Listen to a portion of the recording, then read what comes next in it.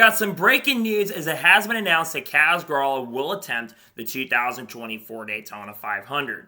What's going on, guys? It's Daniel and welcome back to our video. As I just said a second ago, we got some pretty big breaking news as Kaz Grala will be attempting to qualify for the 2024 Daytona 500. It was just announced a few minutes ago that Kaz Grala will pilot the number 36 car, a third entry for Front Row Motorsports in this year's Daytona 500, driving the number 36 car, and we'll have Rude Busch as a sponsor. Now, it's already been announced that Kaz Grala was already going to run 25 NASCAR Cup Series races with Rick Ware Racing. Now this confirms he'll have at least 26 races for 2024. Here's what Kaz Grala had to say about it. He says, "I have to thank Bob Jenkins and Carl Rubush for this opportunity to return to Daytona 500, said Grala. Qualifying is so unique for the 500, and it is the toughest challenge mentally on a driver and team as you repair a car. Qualifying and then race to 150. But I know the car we will have will be fast. The Ford engine from Roush Yates Engines will be the best out there, and I am ready. I feel this is one of the best chances at the Daytona 500 with everyone involved." Of course, Kaz Grala will have to qualify on Wednesday, and if he does end up being in the top two fastest qualifiers,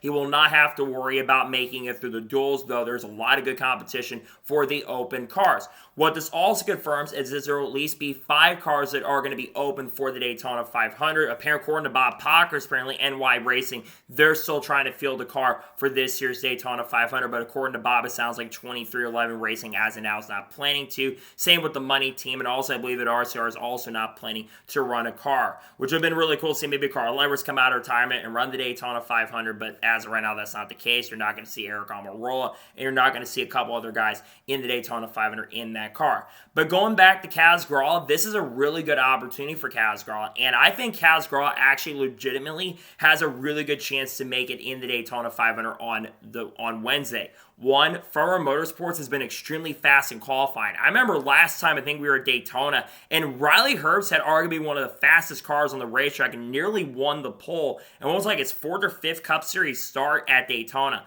So I wouldn't be surprised or shocked if Kaz Grala not only makes it to the final round of qualifying, but is able to go out and win the pole for the Daytona 500, which would be an extremely major shock. One of the more shocking ones if he could get it done, but I still think 100 Motorsports cars are going to be really, really strong and fast. Like I said, this is an amazing opportunity for Kaz, and I'm excited for him. He's going to be someone I'm really excited to see what he can do in the Daytona 500. But again, this confirms as of now there are 41 cars that are entering the Daytona 500. Again, like I mentioned, 2311 is not planning to run a third car.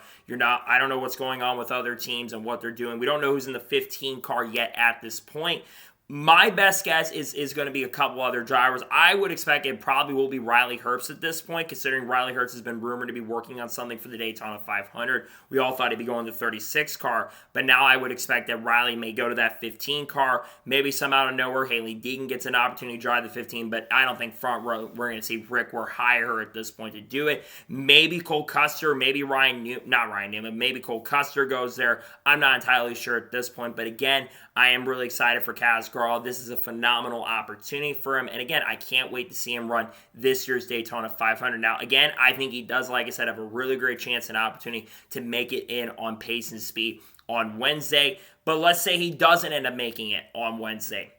Why likely do I think he makes it if he doesn't make it Wednesday? Well, I think the chances are very, very high because remember, Front Row Motorsports, they're going to have a technical alliance this season with Penske. And we know how strong Team Penske Super Speedway program has been over the course of the last couple years. And the new Ford Mustang Dark Horse body, they're going to have better noses than Ford already had. So I think that really could help in a massive, massive way Kaz Grala's chances of making it in.